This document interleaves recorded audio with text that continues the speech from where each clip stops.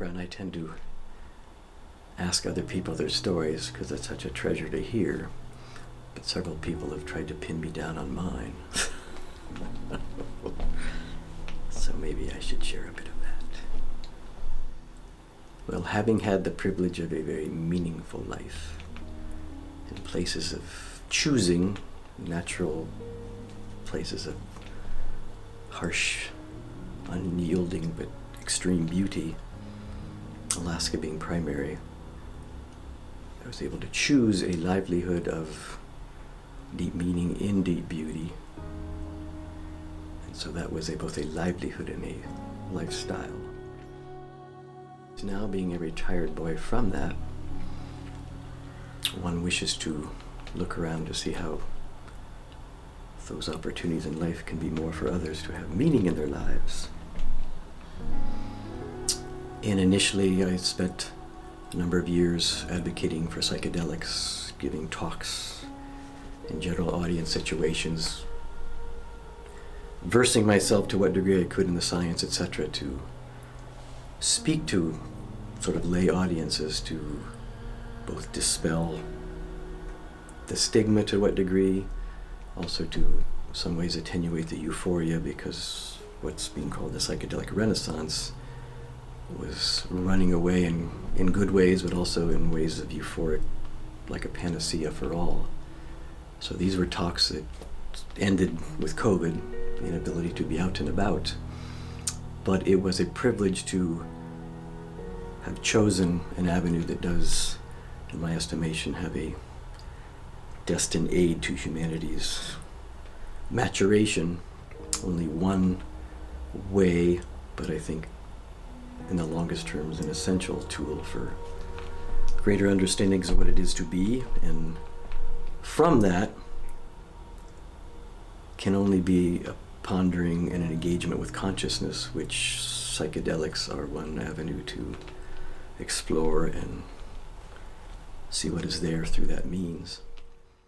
So in this lovely stretch called COVID, when one doesn't get to do those things anymore, came to delve more deeply into the literature, of mystical literature, the science that has been done in great rigorous fashion for more than 150 years and is ongoing now with great rigor, showing us how much more there is to being human than most acknowledge to themselves, and we certainly don't as a species to ourselves.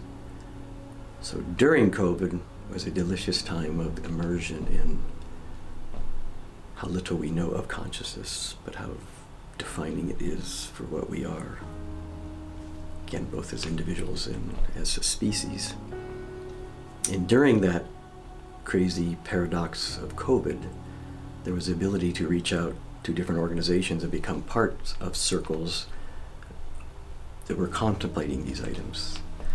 And so when COVID was over, I had the privilege to somewhat spontaneously head to the first in-person event by a little organization called the Pari Center, and that's in the wee medieval town, hilltop, beautiful little town, Pari in Italy.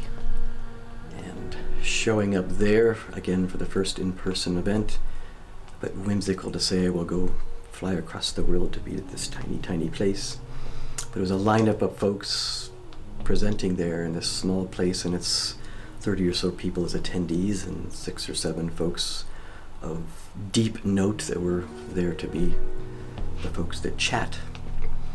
And in this wonderful vessel, similar somewhat to here, where you're together eating meals and everything else, there's a very unique dynamic in a place like that of deep history, visual beauty, and then the depth of conversations that go with talking about some of the deeper questions of what it is to be human. And so that re-engagement with that circle in an in-person, flesh-to-flesh environment caused me, in quite precipitous fashion, before the end of the week of being there, to consider purchasing a place there to be there. And so I did such, and with great uncharacteristic precipitousness engaged in purchasing a place there to support this organization there called the Pari Center. And it's been a delight since to be in deep association with that organization for the depth of conversations that they both bring in, foster, and then in some ways foster elsewhere via web-based offerings. And so, again, a rather crazy decision has had 0 second thoughts, which is uncharacteristic. So there was a certain degree of delightful destined synchrony to be in a place that felt a both intellectual and spiritual home.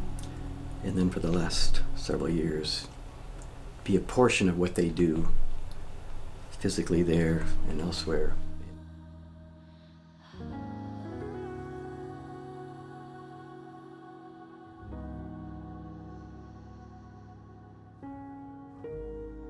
I'd say in looking at myself, it wasn't a moment, a road to Damascus moment where a sudden unity experience or something like that. It was very thoroughly crediting psychedelics as a catalyst to understand that consciousness was more than my own. My desire to re-engage with psychedelics was as a reasonably mature adult and come back to them because I'd done so long ago, grad school, and saw a certain degree of import of what they had as a potential, but it was in a youthful fashion.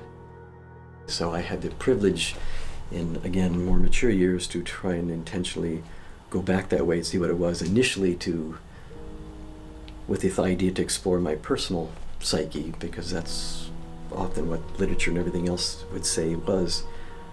But it became pretty quickly apparent that I was experiencing realms that were not of my personal history or my personal psyche.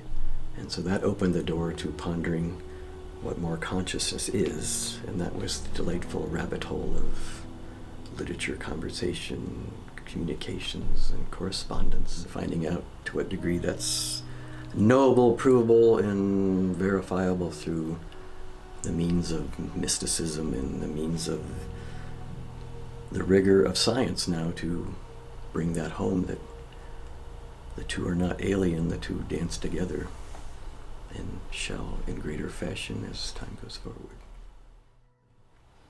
So that put me on this chair here. But an evolution of pulling away all the little supports to materialism because it cannot stand, because it is not what is. So, an evolution.